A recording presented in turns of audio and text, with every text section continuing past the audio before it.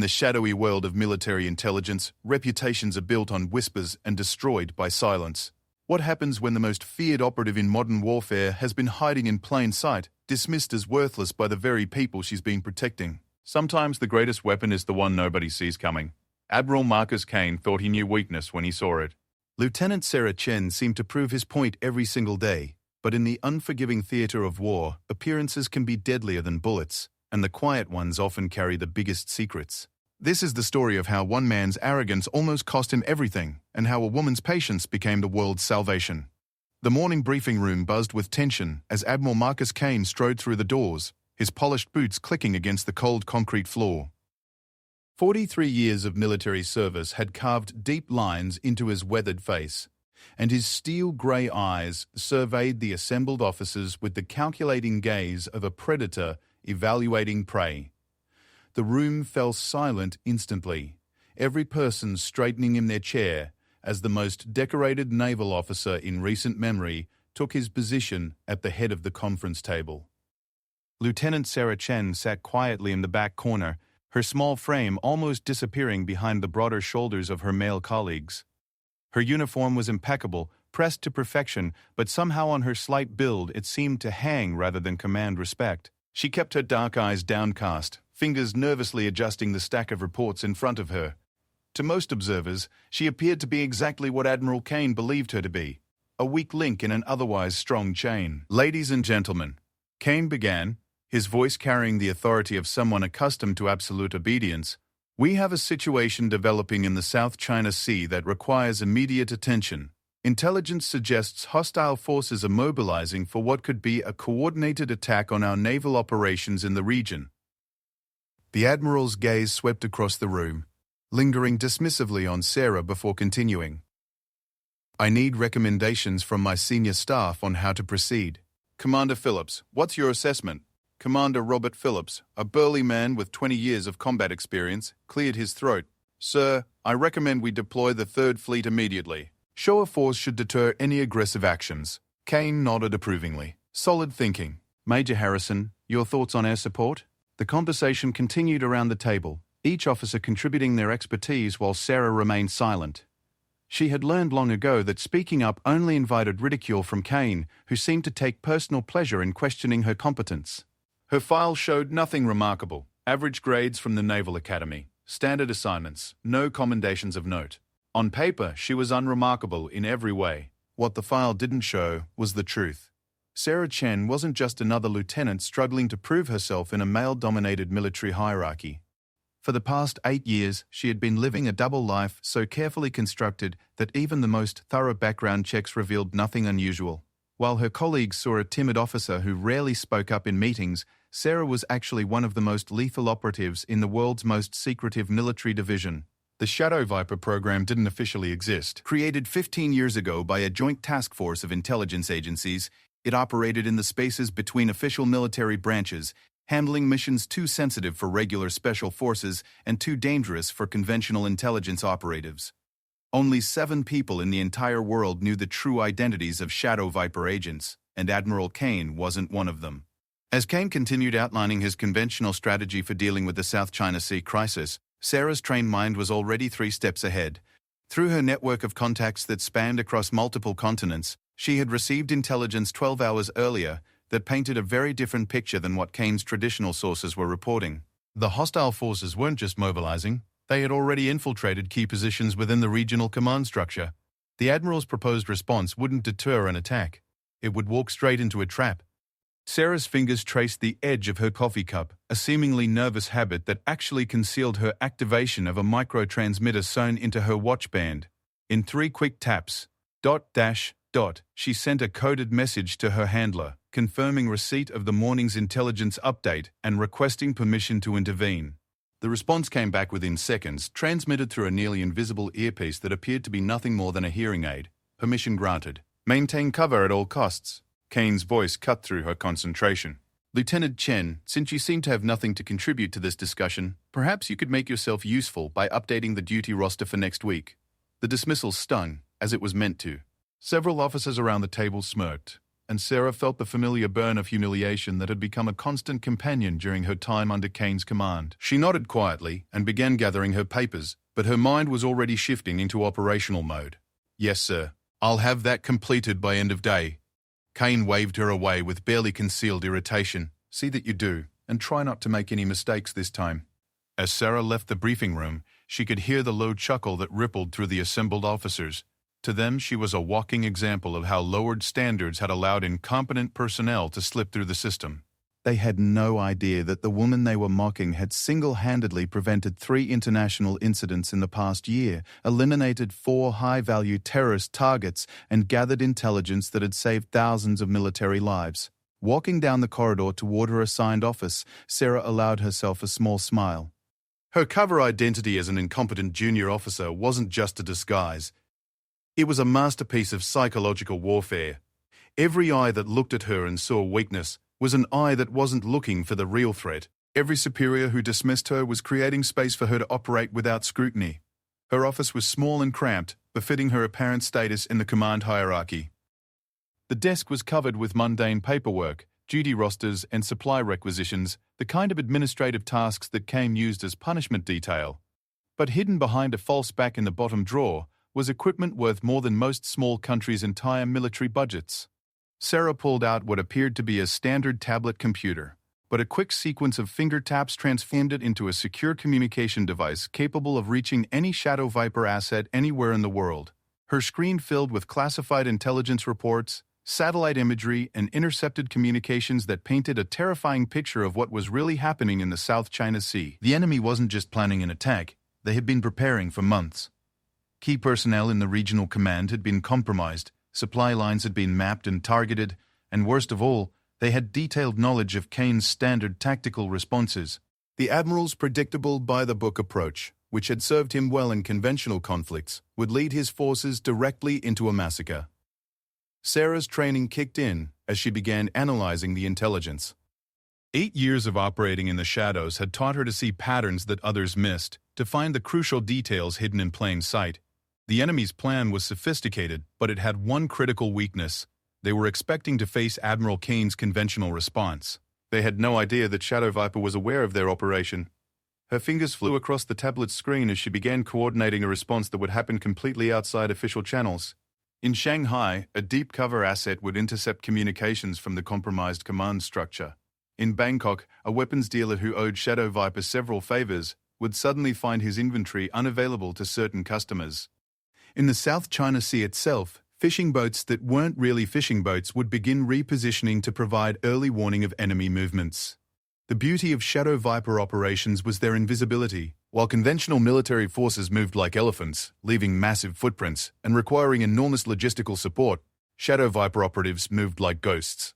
They appeared where needed, accomplished their objectives, and disappeared without leaving any trace of their involvement. Sarah spent the next 4 hours orchestrating a complex intelligence operation that spanned 3 continents, all while maintaining the appearance of updating duty rosters and processing supply requests. To any observer, she was exactly what she appeared to be, a junior officer struggling with basic administrative tasks. At 1500 hours, Kane's aide appeared at her door. "Lieutenant, the Admiral wants to see you in his office immediately." Sarah's pulse quickened slightly, but her expression remained neutral. Did he say what this was regarding? The aide, a young ensign who clearly enjoyed being Kane's messenger, smirked. "Probably you'll screw up with the duty roster. Word is you assigned Commander Phillips to night watch 3 days in a row." Sarah nodded, playing her part perfectly. She had indeed made that mistake, but it was entirely intentional. Commander Phillips had been asking too many questions about certain classified communications, and 3 days of sleep deprivation would keep him occupied with more immediate concerns. Kane's office was a monument to his ego, walls covered with commendations, photographs with important political figures, and mementos from his various commands around the world. The Admiral sat behind an enormous desk, his expression somewhere between irritation and disdain as Sarah entered. "Lieutenant Chen, in my 30-plus years of service, I have rarely encountered such consistent incompetence." Kane's voice was cold and measured. "Your duty roster assignments show a complete lack of understanding of basic personnel management. You've created scheduling conflicts, ignored seniority protocols, and apparently assigned yourself to duties you're not qualified to perform. Sarah stood at attention, her face a mask of professional composure despite the verbal assault. "Sir, I apologize for any errors. I'll correct them immediately." "You'll do more than correct them," Kane continued. "You'll explain to me how someone with your record managed to graduate from the Naval Academy, let alone receive a commission as an officer. Your performance evaluations are consistently below average. Your tactical assessments lack any sign of strategic thinking, and your leadership potential is virtually non-existent." Each word was carefully chosen to inflict maximum psychological damage, and Sarah could see Kane watching for signs of an emotional breakdown. This was a tactic he had perfected over decades of command. Identify the weakest member of the unit and break them down publicly to reinforce his dominance over the rest. "Sir, I understand your concerns about my performance," Sarah replied, her voice steady and professional. "I'm committed to improving and meeting the standards expected of an officer in this command." Kane leaned back in his chair, clearly disappointed by her calm response. He had been hoping for tears, anger, or some other emotional outburst that would justify escalating his attack. Instead, he was faced with quiet professionalism that robbed him of his psychological ammunition.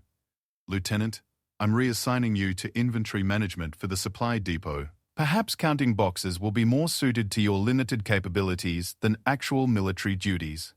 The assignment was meant as punishment, but Sarah felt a surge of satisfaction. The supply depot would provide perfect cover for her real work, and access to shipping manifests would give her valuable intelligence about enemy infiltration attempts. "Thank you, sir. When should I report to my new assignment?" Kane's eyes narrowed. He had expected protests, pleas to remain in her current position, or at least some sign that the punishment had hit its mark. Instead, Sarah Chen was accepting her fate with the same quiet professionalism that had frustrated him since her arrival at his command. Immediately. "And Chen," Kane's voice dropped to a menacing whisper, "don't mistake my patience for weakness. Continue to disappoint me, and you'll find yourself facing a court-martial for conduct unbecoming an officer." Sarah nodded once and turned to leave, but Kane's voice stopped her at the door. "One more thing. The next time you feel compelled to offer tactical suggestions during a briefing, remember that officers earn the right to be heard through competence, not through speaking louder. You're useless to this command, and the sooner you accept that reality, the better off everyone will be." The words hung in the air like a physical blow, but Sarah's expression never changed. "Understood, sir." As she left Kane's office and walked toward her new assignment, Sarah allowed herself a moment to consider the irony of her situation. The man who had just called her useless had no idea that she was already implementing a plan to save his command from destruction. While he wasted time with personal attacks and bureaucratic punishment, she was coordinating a shadow war that would prevent thousands of casualties. The supply depot was exactly what she needed. Located at the edge of the base, it offered multiple entrance and exit points, communication equipment that could be modified for covert use, and most importantly, access to shipping records that would reveal enemy infiltration patterns. What Kane intended as exile would become her command center. As evening approached and the base settled into its nighttime routine, Sarah began her real work. Hidden among inventory spreadsheets and supply requests, she wove together an intelligence network that spanned the Pacific Rim. Enemy agents who thought they were operating in complete secrecy found their communications intercepted, their supply lines disrupted, and their carefully laid plans unraveling from the inside. Admiral Kane went to sleep that night convinced that he had put an incompetent subordinate in her place. He had no idea that the woman he had dismissed as useless was already 3 moves ahead of an enemy he didn't even know existed. The chess game had begun, and Sarah Chen was playing on a board that Kane couldn't even see. 3 weeks into her assignment at the supply depot, Sarah had transformed what appeared to be a mundane inventory management system into one of the most sophisticated intelligence-gathering operations in the Pacific Theater. Every shipping container that entered or left the base was automatically scanned for anomalies, every personnel transfer was cross-referenced against known intelligence databases, and every communication that passed through the base's systems was filtered through algorithms that could detect even the most subtle signs of enemy infiltration. Admiral Kane remained blissfully unaware of the transformation happening under his nose. In his mind, Lieutenant Chen was safely tucked away in a position where she could do minimal damage while he focused on what he considered the real work of military command. His daily briefings continued to rely on conventional intelligence sources, painting a picture of regional tension that was manageable through traditional naval power projection. What Kane didn't know was that Sarah's network had already identified 12 enemy operatives working within the broader Pacific Command structure. 3 were embedded in communications, monitoring fleet movements and tactical planning. 4 had infiltrated supply chains ready to disrupt fuel and ammunition deliveries at critical moments. 2 were positioned in intelligence analysis, subtly altering threat assessments to encourage poor tactical decisions. The remaining 3 held positions in personnel management, perfectly placed to manipulate troop deployments and ensure key assets were moved away from strategic locations. Sarah's greatest challenge wasn't identifying the threat. It was neutralizing it without exposing her own operation. Shadow Viper protocol demanded absolute secrecy, which meant she couldn't simply present her findings to Kane or his staff. Instead, she had to engineer solutions that would appear to be fortunate coincidences or enemy mistakes. The first domino fell on a Tuesday morning when Commander Phillips burst into Kane's office with urgent news. 3 enemy operatives embedded in the supply chain had suffered what appeared to be a coordinated food poisoning incident that left them hospitalized and unable to continue their sabotage operations. Medical investigation revealed nothing suspicious, just bad seafood from a restaurant popular among base personnel.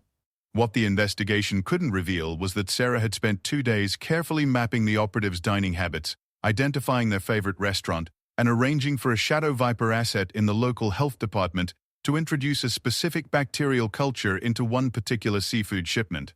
The bacteria was designed to cause severe but temporary illness, removing the threats without raising suspicions about deliberate action. Kane accepted the news with typical military pragmatism. Unfortunate timing, but these things happen. What's our backup plan for supply chain security? Phillips consulted his notes.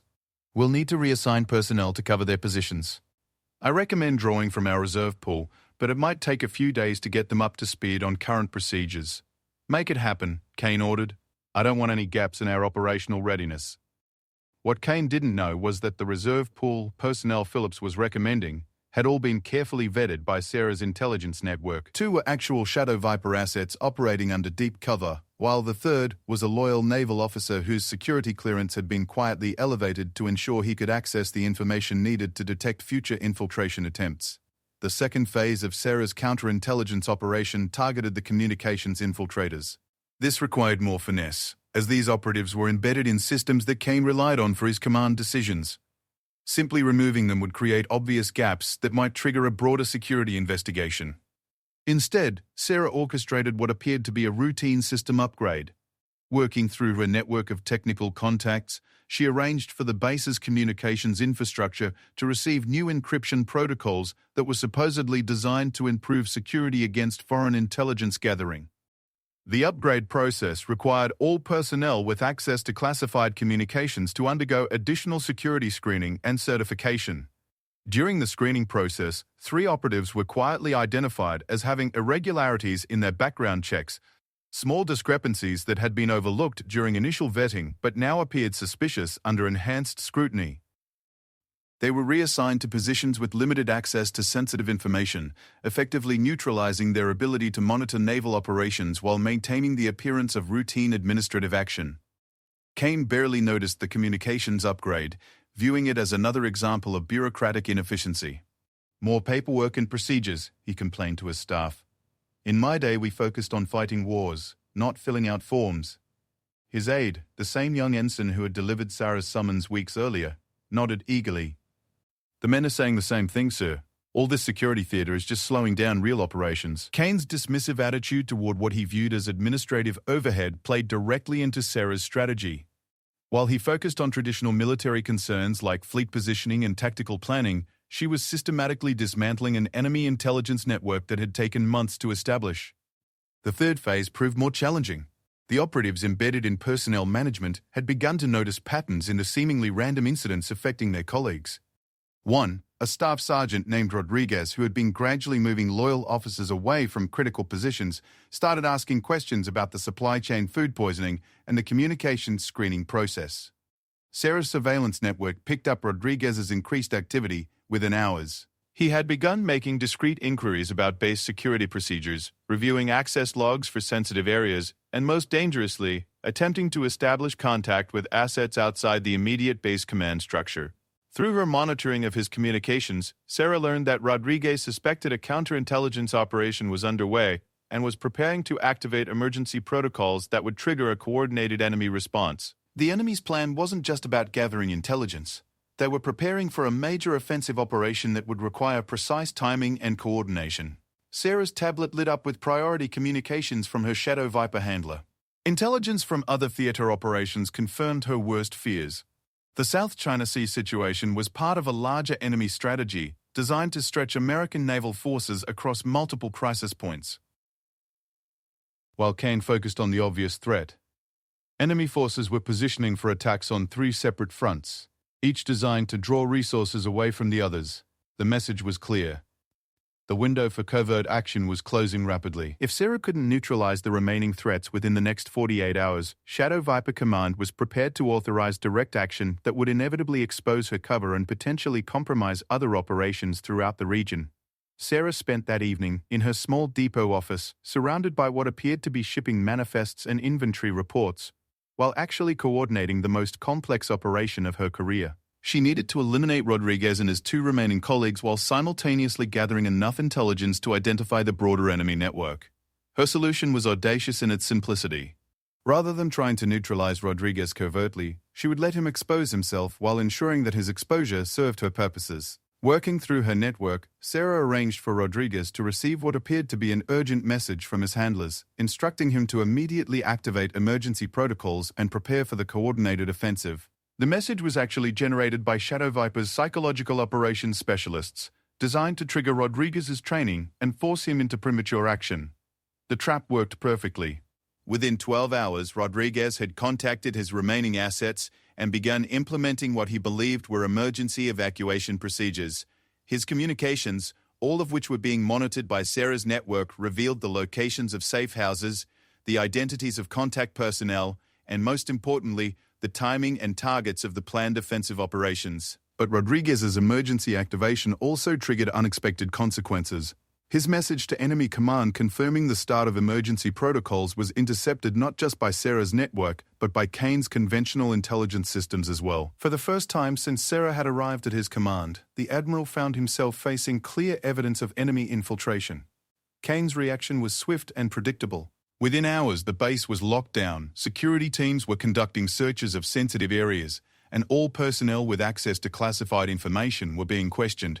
From Sarah's perspective, the lockdown was both an opportunity and a threat. It would help her neutralize the remaining enemy operatives, but it also meant increased scrutiny of her own activities. The investigation focused immediately on Rodriguez and his 2 colleagues, whose suspicious behavior during the emergency protocols had made them obvious suspects. Under interrogation, Rodriguez attempted to maintain his cover, but the evidence Sarah had helped compile was overwhelming.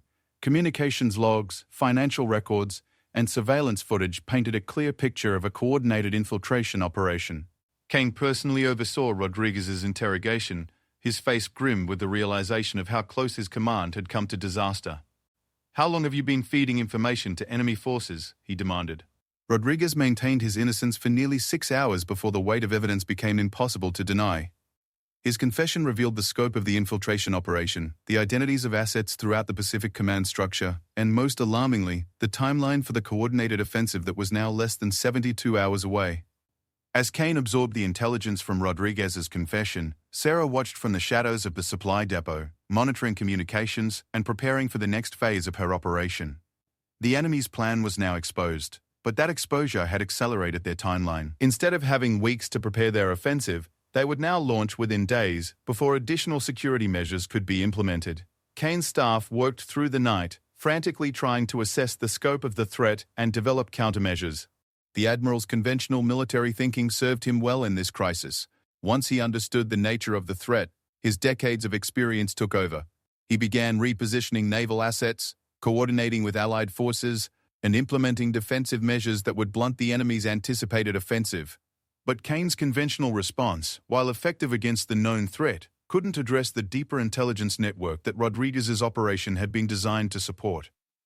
Sarah's analysis of the intercepted communications revealed that the infiltration of Kane's command was just one part of a much larger enemy intelligence operation spanning the entire Pacific theater. As dawn broke over the base, Sarah realized that her mission had evolved beyond protecting Kane's command. The intelligence she had gathered revealed enemy assets embedded throughout the American military presence in the Pacific, coordinating what would be the largest offensive operation since World War II. Kane's voice echoed through the base's communication systems as he addressed his personnel. Thanks to vigilant security procedures and thorough investigation, we have identified and neutralized a significant enemy infiltration operation. However, our intelligence suggests that this threat extends beyond our immediate command. We will be working closely with other Pacific Theater commanders to ensure the security of all American forces in the region. Sarah almost smiled at the irony. Kane's vigilant security procedures had been orchestrated entirely by the woman he considered the most incompetent officer under his command. His thorough investigation had relied on evidence she had carefully compiled and positioned for discovery. Even now, as he prepared to defend against an enemy offensive, he had no idea that his success depended on intelligence operations he couldn't even see. But Sarah's satisfaction was tempered by the knowledge that her greatest challenge still lay ahead. The enemy's accelerated timeline meant that the coordinated offensive would begin within hours, not days. Kane's conventional military response, while competent, would not be sufficient to counter an attack designed by strategists who had spent months studying American tactical doctrine. As Kane's staff worked to implement defensive measures, Sarah began coordinating with Shadow Viper assets throughout the Pacific Theater. The battle for the South China Sea was about to begin, and it would be fought on multiple levels: conventional naval warfare on the surface, electronic warfare in cyberspace, and shadow operations in the spaces between official military structures. The woman Admiral Kane had dismissed as useless was about to prove herself in the most decisive military operation of the 21st century. But first, she would have to survive the next 48 hours without exposing the secret that had kept her alive for 8 years of covert operations. As enemy forces began their approach to the South China Sea, Sarah Chan prepared to reveal just how dangerous a useless officer could be when the stakes were high enough and the shadows deep enough to hide the truth. The coordinated enemy offensive began at 0347 hours on a moonless Thursday morning, with simultaneous attacks on American naval assets across 3,000 miles of Pacific Ocean. Admiral Kane's command center erupted into controlled chaos as reports flooded in from vessels under attack, communication systems experiencing mysterious failures, and radar installations going offline at critical moments. Kane stood at the center of the storm, his decades of command experience taking over as he processed the incoming intelligence and began coordinating defensive responses. His staff worked with practiced efficiency, but Sarah could see the strain on their faces as they realized the scope and sophistication of the attack they were facing. "Sir, we're getting reports of coordinated submarine activity from the 7th Fleet," Commander Phillips announced, his voice tight with concern. "They've lost contact with 2 destroyers and a supply vessel." Kane's jaw tightened. "Electronic warfare. Negative, sir. Intelligence suggests direct attack." The submarines appeared to have detailed knowledge of patrol routes and were positioned to intercept at optimal attack points. Sarah watched from her position at a communications console in the corner of the command center, ostensibly monitoring supply depot security but actually coordinating Shadow Viper operations across the entire theater. Her network was providing real-time intelligence that painted a terrifying picture of enemy capabilities. The attackers weren't just using the intelligence gathered by Rodriguez and his network. They had access to information that should have been impossible to obtain. Ship movements that had been planned only hours earlier, communication frequencies that were changed daily, even personal habit patterns of key commanders. The enemy's intelligence operation was far more extensive than anyone had imagined. Kane's conventional response was textbook perfect, but textbook responses were exactly what the enemy had prepared to counter. Every tactical doctrine, every standard procedure, every predictable military reaction was being anticipated and neutralized before American forces could implement them. "Admiral," Major Harrison called from his position at the intelligence desk, "we're receiving reports that the enemy has real-time access to our tactical communications. They're jamming frequencies we haven't even activated yet and positioning to counter maneuvers we're still planning." Kane's face went pale. How is that possible? Sarah knew the answer, but she couldn't provide it through official channels. Her analysis of the captured communications had revealed that Rodriguez's network was just the tip of the iceberg. The enemy had spent years building a comprehensive intelligence apparatus that included not just human assets, but sophisticated electronic surveillance, compromised communication systems, and even artificial intelligence programs capable of predicting American tactical responses based on historical data. But Sarah also knew something that Kane's conventional intelligence sources couldn't provide. The enemy's plan had a critical weakness that could only be exploited through unconventional means. Her fingers flew across the communication console as she began implementing a strategy that had never been attempted in the history of Shadow Viper operations. Instead of working around the conventional military command structure, she was going to have to work through it, revealing enough of her capabilities to save Kane's forces without completely compromising her cover. The first phase involved a calculated risk that made her handler's instructions very clear through her concealed earpiece. Shadow Viper 6, you are authorized for limited exposure. Repeat, limited exposure, authorized. Maintain operational security at all costs. Sarah's response was a tactical communication that appeared to be a routine supply depot report but actually contained encoded intelligence that would reach Kane's staff through seemingly natural channels. Within minutes, her intelligence about enemy submarine positions was being reported as confirmed sightings from civilian fishing vessels in the area. All units, we have updated intelligence on hostile submarine positions. Execute evasive maneuvers per Protocol 7 and prepare for depth charge deployment at marked coordinates. The results were spectacular. Enemy submarines that had been perfectly positioned to ambush American vessels suddenly found themselves targeted by coordinated attacks that should have been impossible. 3 submarines were destroyed within the first hour of the revised American response, while 2 others were forced to retreat to avoid detection. But Sarah's intelligence coup also triggered an immediate enemy response that she hadn't anticipated. The sophisticated enemy intelligence network that had been monitoring American communications detected the sudden improvement in tactical awareness and began actively searching for the source of the upgraded intelligence. Sarah's concealed earpiece crackled with an urgent message from her handler. Shadow Viper 6, enemy counterintelligence is actively scanning for your signal. Recommend immediate communication blackout. The message put Sarah in an impossible position. If she maintained communication silence, Kane's forces would lose the intelligence advantage that was keeping them alive. But if she continued providing covert intelligence support, the enemy would eventually locate her position and expose not just her operation, but potentially the entire Shadow Viper program. Her decision was made easier by what she saw on the tactical display. Enemy forces were adapting to Kane's improved responses faster than conventional intelligence could track. They were using artificial intelligence systems to analyze American tactical patterns in real time, developing countermeasures within minutes of each engagement. Kane's conventional military expertise, while considerable, was being outmatched by an enemy that could predict and counter his responses before he could implement them. The only way to maintain tactical superiority was through intelligence so superior and responses so unconventional that the enemy's predictive systems couldn't compensate. Sarah made her choice. Ignoring the communication blackout order, she began feeding Kane's command center a steady stream of intelligence that appeared to come from multiple sources but actually represented the combined analysis capability of the entire Shadow Viper network. The effect on the battle was immediate and dramatic. American forces began executing tactical maneuvers that seemed to anticipate enemy movements with supernatural accuracy. Supply vessels appeared to know exactly which routes would avoid submarine patrols. Combat aircraft arrived at target coordinates just as enemy positions became vulnerable. Communications were maintained even as enemy jamming systems activated. Kane watched the transformation of his tactical situation with growing amazement and suspicion. Phillips, where is this intelligence coming from? Our conventional sources don't have this level of real-time capability. Commander Phillips consulted his communication logs, his expression puzzled. Sir, it seems to be coming from multiple sources. Satellite reconnaissance, electronic intercepts, human intelligence assets. But the coordination is unlike anything I've seen before. What Phillips couldn't see was that all of the supposedly diverse intelligence sources were actually being coordinated by Sarah's Shadow Viper network. Satellite reconnaissance was being enhanced by artificial intelligence analysis programs.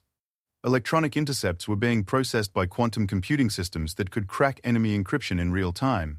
Human intelligence assets were providing ground truth that verified and refined electronic intelligence. The enemy's response to this sudden American tactical superiority was swift and predictable. Unable to counter the improved intelligence through conventional electronic warfare, they began targeting the sources they could identify. Communication installations came under direct attack. Satellite systems experienced mysterious malfunctions. Human intelligence assets throughout the Pacific Theater began disappearing. But the enemy's counterattack also revealed their own vulnerability. In their desperation to neutralize American intelligence capabilities, they were exposing assets and capabilities they had kept hidden for years. Sarah's network began mapping an enemy intelligence operation that spanned not just the Pacific Theater, but much of the global maritime environment. Kane's staff worked feverishly to analyze the intelligence windfall, but they were struggling to process information at the rate Sarah's network could provide it. The Admiral himself was beginning to suspect that something unusual was happening. But his conventional military mindset couldn't conceive of an intelligence operation sophisticated enough to remain completely hidden within his own command structure. "Major Harrison," Kane called, "I want a complete analysis of our intelligence sources for this operation. Something about this doesn't add up." Sarah knew that Kane's investigation would eventually lead to questions she couldn't answer without exposing her operation. But she also knew that the enemy's coordinated offensive was approaching its critical phase. Intelligence intercepts indicated that the attacks on American naval forces were designed to draw defensive responses away from the enemy's real objective, a massive amphibious assault that would establish permanent enemy control over strategic shipping lanes in the South China Sea. The amphibious assault would launch within the next 6 hours, and Kane's conventional intelligence sources had no indication of its existence. Only Sarah's Shadow Viper network had detected the massive fleet of transport vessels approaching under cover of electronic warfare systems that made them nearly invisible to standard surveillance. Sarah faced a moment of truth that would define not just her career, but potentially the balance of power in the Pacific for generations to come. She could maintain her cover and allow the amphibious assault to proceed undetected until it was too late for effective countermeasures. Or she could reveal enough of her capabilities to prevent a strategic disaster, knowing that doing so would end 8 years of covert operations and potentially compromise the entire Shadow Viper program. Her decision was made easier by a priority message from Shadow Viper Command. "All assets, strategic situation requires immediate intervention regardless of operational security concerns. Prevent enemy territorial control at all costs." Sarah stood up from her position at the communications console and walked deliberately toward Kane's position at the command center.